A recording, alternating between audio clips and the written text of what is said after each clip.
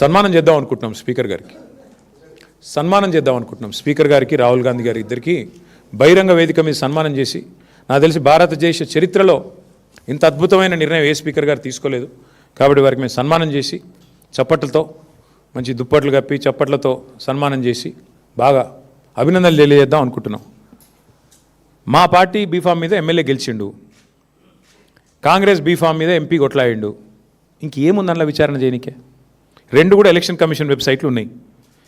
ఏ B Pharm మీద ఎమ్మెల్యేకి పోటీ చేసిండో ఉంది, ఏ బీఫామ్ మీద ఎంపీకి పోటీ చేసిండో ఉంది.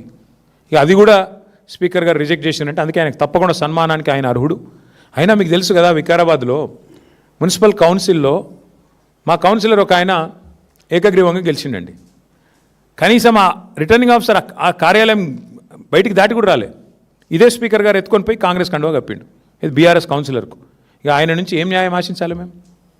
ఇట్లుంది పరిస్థితి ఈ దేశంలో. ప్రజలు అన్నీ చూస్తున్నారు. ఓపెన్గా బహిరంగంగా మా బీఫామ్ అంటే నిజంగా దిస్ ఇస్ బహిరంగ దాడి. ఇది ప్రజాస్వామ్యం మీద, రాజ్యాంగం మీద ఇది రాహుల్ గాంధీ చేస్తున్న దాడి.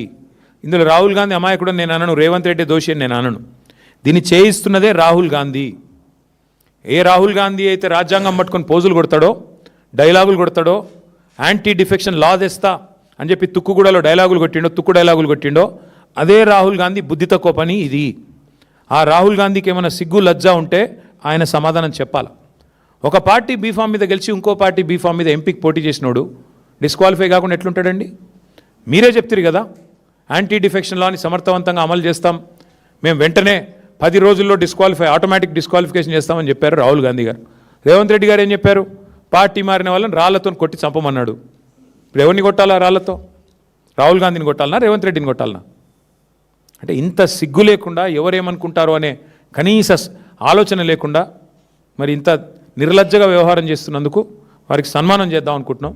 వారు ఒప్పుకుంటే నిజాం కాలేజీలో మంచి మైదానం ఉందాడ, వస్తే మంచి సన్మానం చేస్తాం అందరం వచ్చి.